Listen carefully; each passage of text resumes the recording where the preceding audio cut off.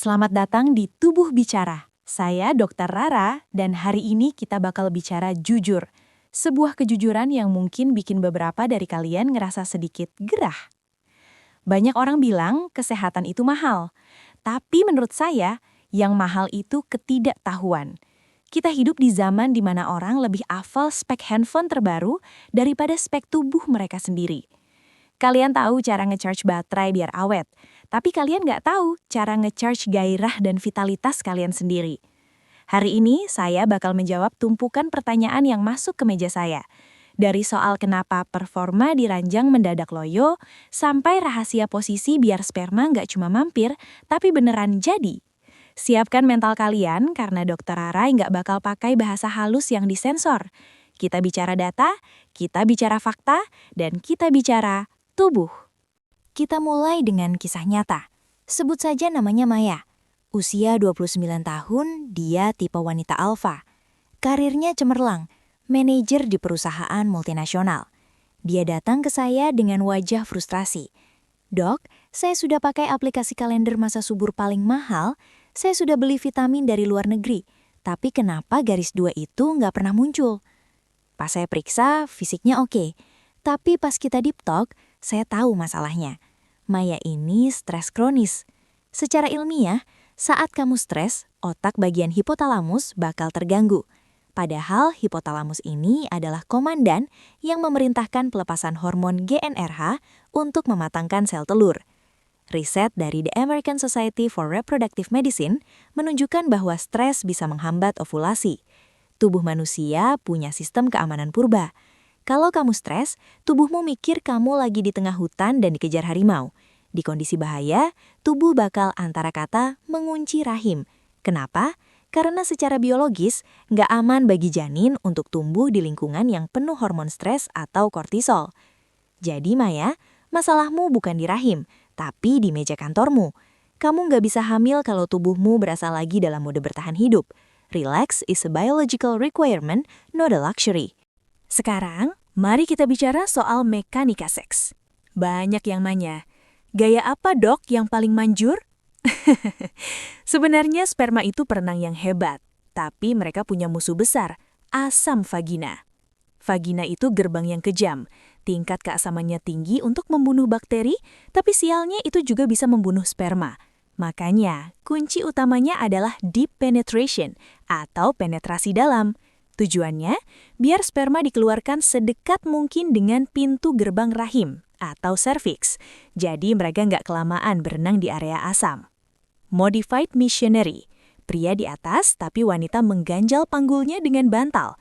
Ini membuat sudut rahim lebih terbuka untuk menerima cairan semen.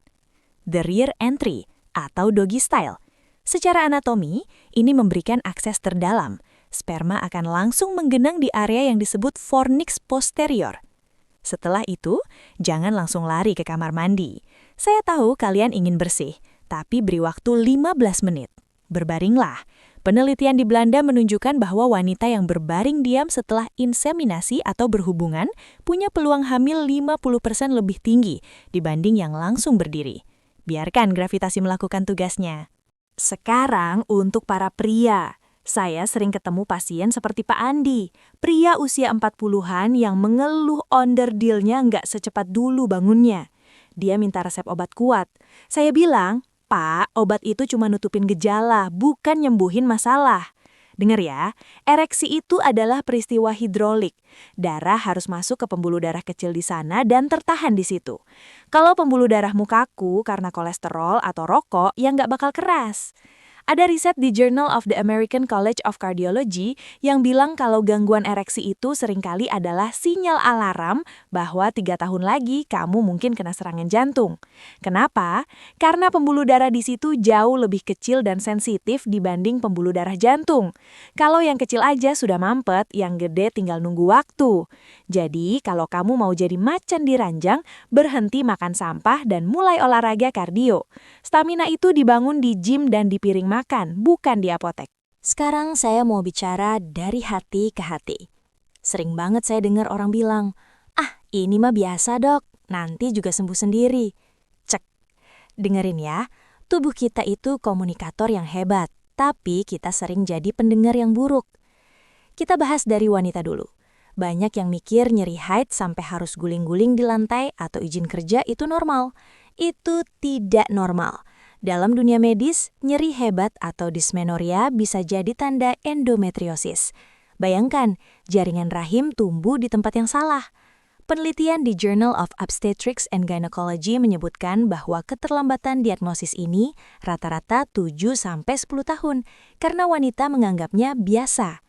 Jangan sampai kamu baru menyesal pas mau promil ternyata saluran tuba kamu sudah tersumbat. Lalu buat para pria, perhatikan perubahan pada kulit dan rambutmu. Rambut rontok di usia muda bukan cuma soal genetik, tapi seringkali berkaitan dengan resistensi insulin atau kadar hormon DHT yang terlalu tinggi. Bahkan bau badan pun bicara. Kalau bau keringatmu mendadak berubah jadi lebih tajam atau manis, bisa jadi metabolisme gulamu lagi kacau.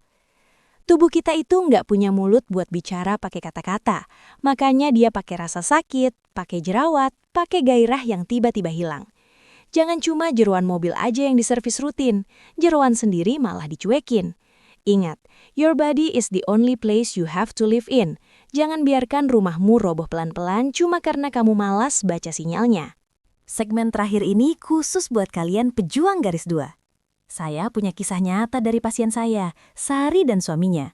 Mereka sudah 3 tahun tempur habis-habisan, minum segala macam herbal tapi hasilnya nihil.